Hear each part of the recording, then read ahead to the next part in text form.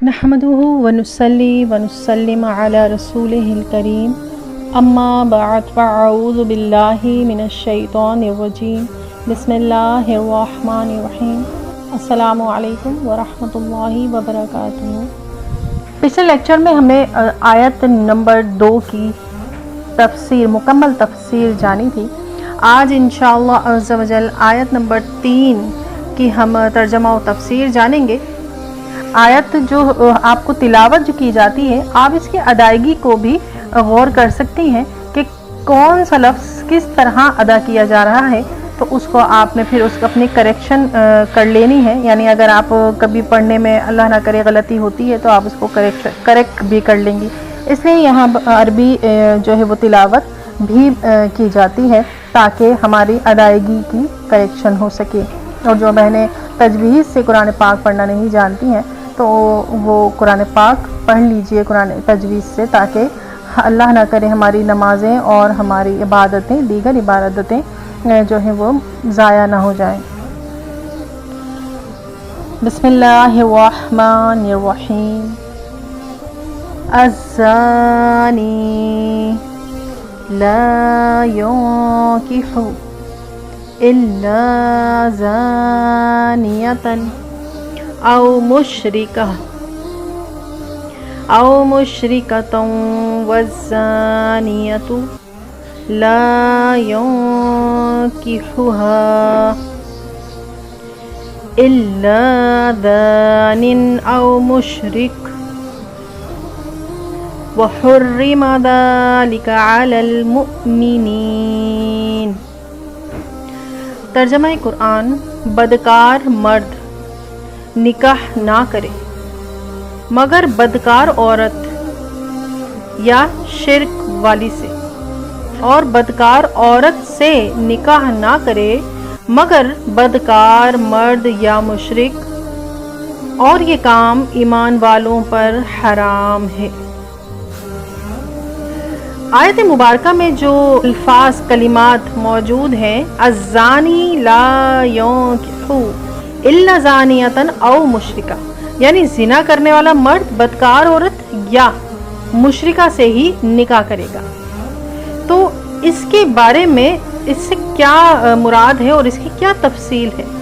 تو ارشاد فرمایا کہ زنا کرنے والا مرد، بدکار عورت، دونوں کے بارے میں یہ ارشاد ہے کہ مرد بھی بدکار، عورت یا مشرکہ، جو مرد زنا کرنے والا ہے وہ بدکار عورت ہو یا مشرکہ عورت ہو، فقط نکاح کرنا پسند کرے گا۔ یعنی بدکار عورت یا مشرکہ سے ہی نکاح کرنا وہ زنا کرنے والا پسند کرے گا، کیونکہ خبیث کا ملان جو ہوتا ہے، یعنی اس کا جو کھچاؤ ہوتا ہے، ایک رغبت کہتی ہے، میلان کا مطلب رغبت رکھنا یا کھچاؤ، کشش جسے کہتے ہیں، وہ خبیث ہی کی طرف ہوتا ہے، اور نیکوں کو خبیثوں کی طرف رغبت نہیں ہوتی۔ اس آیت کا ایک معنی یہ بھی بیان کیا گیا ہے کہ فاسق و فاجر شخص نیک اور پارسا عورت سے نکاح کرنے کی رغبت نہیں رکھتا، بلکہ وہ اپنی جیسی فاسقہ فاجرہ عورت سے نکاح کرنا پسند کرتا ہے۔ اسی طرح فاسقہ فاجرہ عورت نیک اور پارسا مرد سے نکاح کرنے کی رغبت نہیں رکھتی، بلکہ وہ اپنے جیسے فاسق و فاجر مرد سے ہی نکاح کرنا پسند کرتی ہے۔ اس آیت مبارکہ کا شان نزول کیا ہے؟ آیت مبارکہ کب نازل ہوئی؟ اس آیت کا شان نزول یہ ہے کہ مہاجرین میں سے بعض بالکل نادار تھے، نہ ان کے پاس کچھ مال تھا، نہ ان کا کوئی عزیز قریب تھا، اور بدکار مشرکہ عورتیں دولت مند اور مالدار تھیں۔ یہ دیکھ کر کسی مہاجر کو خیال آیا کہ اگر ان سے نکاح کر لیا جائے تو ان کی دولت کام میں آئے گی۔ سرکار دو عالم صلی اللہ تعالی علیہ وآلہ وسلم سے انہوں نے اس بات کی اجازت چاہی تو اس پر یہ آیت کریمہ نازل ہوئی اور انہیں اس سے روک دیا گیا۔ آیت مبارکہ میں جو کلمہ حرمہ، اس کے مطلب ہے، اس کا معنی ہے وحرم اور حرام ہے۔ اس کا کیا مطلب ہے، اس سے کیا مراد ہے اس لفظ سے، کہ یعنی بدکاروں سے نکاح کرنا ایمان والوں پر حرام ہے۔ یاد رہے کہ ابتدائی اسلام میں زانیہ عورت سے نکاح کرنا حرام تھا۔ بعد میں پھر اس آیت یعنی وَأَنكِحُوا الْأَيَامَ مِنكُمْ، اور اس کا ترجمہ یہ ہے کہ اور تم میں سے جو بغیر نکاح کے ہوں ان کے نکاح کر دو۔ اس آیت مبارکہ سے جو پہلا حرمت کا جو حکم تھا وہ ختم ہو گیا، منسوخ ہو گیا، یعنی جو زانیہ عورت سے نکاح کرنا حرام تھا وہ اس آیت مبارکہ سے وہ حکم منسوخ ہو گیا۔ اس آیت سے ہمیں اور کیا سیکھنے کو ملتا ہے، کیا تعلیم ملتی ہے، کیا معلومات ملتی ہیں، کہ بد عقیدہ اور بری عادات اور برے کردار والے لوگوں کا ساتھی بننے اور انہیں اپنا ساتھی بنانے سے بچنا چاہیے۔ جیسا کہ ہم نے شروع میں جانا کہ جو نیک لوگ ہوتے ہیں ان کا میلان نیک لوگوں کی ہی طرف ہوتا ہے، اور جو بدکار فاسق و فاجر ہوتے ہیں ان کا میلان اپنے ہی جیسے بدکار اور فاسق لوگوں کی جانب ہی ہوتا ہے۔ اس لیے بری عادات و کردار والے لوگوں کا ساتھی بننے اور انہیں اپنا ساتھی بنانے سے بچنا چاہیے، اور درست عقائد رکھنے والے اور نیک پارسا لوگوں کا ساتھی بننا چاہیے اور انہیں اپنا ساتھی بنانا چاہیے، کیونکہ ایک طبیعت دوسری طبیعت سے اثر لیتی ہے اور ایک دوسرے سے تعلقات اپنا اثر دکھاتے ہیں، اور بری عادات بہت جلد بندے میں سرایت کر جاتی ہے۔ دیکھیں یہ ایک نیچرلی بات ہے کہ جب انسان کسی سے ملتا جلتا ہے، اس سے دوستی ہو جاتی ہے تو اس کی بری عادتیں نا وہ بہت جلد اپنا لیتا ہے۔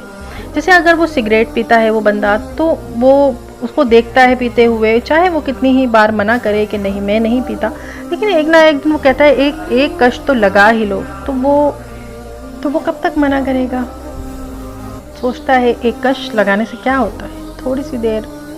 اب وہ کیا ہوتا ہے کہ ایک جو سگریٹ کا کش ہی کہتے ہیں اسے، جو پیتے ہیں اس طرح سے، تو اس ایک کش سے اس کو ایسی عادت پڑتی ہے کہ پھر وہ دوبارہ اس کا دل چاہنے لگتا ہے، چلو دوبارہ بھی لگا لو، تیبارہ بھی لگا لو، پھر اس طرح سے وہ اس بری عادت کا عادی ہو جاتا ہے۔ اور کیونکہ گناہ اور بری عادتیں کشش رکھتے ہیں اپنے اندر، تو اس طرح انسان ان کی طرف جلدی کھنچ جاتا ہے اور انہیں اپنا لیتا ہے۔ لیکن آپ دیکھیے کہ ایک دوست نمازی ہے لیکن دوسرا دوست کبھی بھی، مطلب بہت کم ایسا ہوتا ہے کہ وہ بھی اس کے ساتھ فوراً سے، بہت ٹائم لگتا ہے اسے سکھانے میں، سمجھانے میں، چلو تم بھی نماز پڑھو چلو، تو وہ جلدی اس کی طرف راغب نہیں ہوتا، کیونکہ نفس بیٹھا ہے نا اندر، وہ منع کرتا رہتا ہے مسلسل، نہیں اس میں کیا مزہ، اس میں کیا مزہ۔ اس لیے نیکی کی کشش جو ہے وہ کم ہی لوگوں کو محسوس ہوتی ہے، اس لیے گناہ جو ہے وہ انسان جلدی اپنا لیتا ہے۔ تو اس لیے ساتھی اور جو دوست ہوتے ہیں انہیں بھی پارسا اور نیک ہی بنانے چاہیے، کیونکہ طبیعت کا اثر جو ہے وہ دوسرے کی طبیعت کا اثر اچھا پڑے۔ حضرت عبداللہ بن مسعود رضی اللہ تعالی عنہ سے روایت ہے کہ حضور اقدس صلی اللہ تعالی علیہ وآلہ وسلم نے ارشاد فرمایا، بنی اسرائیل میں پہلی خرابی جو آئی وہ یہ تھی کہ ان میں سے ایک آدمی جب دوسرے آدمی سے ملتا تو اس سے کہتا، اے شخص اللہ تعالیٰ سے ڈرو، جو برا کام تم کرتے ہو اسے چھوڑ دو، کیونکہ یہ تیرے لیے جائز نہیں ہے۔ پھر جب دوسرے دن اس سے ملتا تو اسے منع نہ کرتا، کیونکہ وہ کھانے پینے اور بیٹھنے میں اس کا شریک ہو جاتا تھا۔ یعنی پہلی دفعہ جب ملتا تھا، دوستی شروع ہوتی تھی تو اس وقت تو اس کو روکتا تھا، لیکن پھر پہلے دن اتنا مانوس ہو جاتا تھا کہ جب دوسرے دن اس سے ملتا تھا تو یہ بات پھر نہیں اسے ٹوکتا تھا، کیونکہ وہ اس کے کھانے پینے اٹھنے بیٹھنے میں جیسے وہ کرتا تھا ویسے ہی اس کا شریک ہو جاتا تھا۔ تو جب انہوں نے ایسا کیا تو اللہ تعالیٰ نے ان کے اچھے دلوں کو برے دلوں سے ملا دیا، اور نیک لوگ بروں کی صحبت میں بیٹھنے کی نحوست سے انہی جیسے ہو گئے۔ تو اسی لیے صحبت بہت اثر رکھتی ہے۔ آپ اپنے بچوں کے بھی صحبتوں میں نظر رکھا کریں کہ آپ کے بچوں کی صحبت کیسے بچوں کے ساتھ ہے، ان کے ساتھی کیسے ہیں، ان کے دوست کیسے ہیں، خاص کر اپنی بیٹیوں کی صحبت پہ نظر رکھیں، کیونکہ ان کی عادتیں، ان کی بولنے کا اسٹائل، ان کے چلنے کا اسٹائل، ان کے کام کرنے کا ہر چیز جو ہے وہ آپ کی بیٹیوں میں منتقل ہو جاتی ہے، بیٹوں میں بھی منتقل ہو جاتی ہے، کیونکہ صحبت اثر رکھتی ہے۔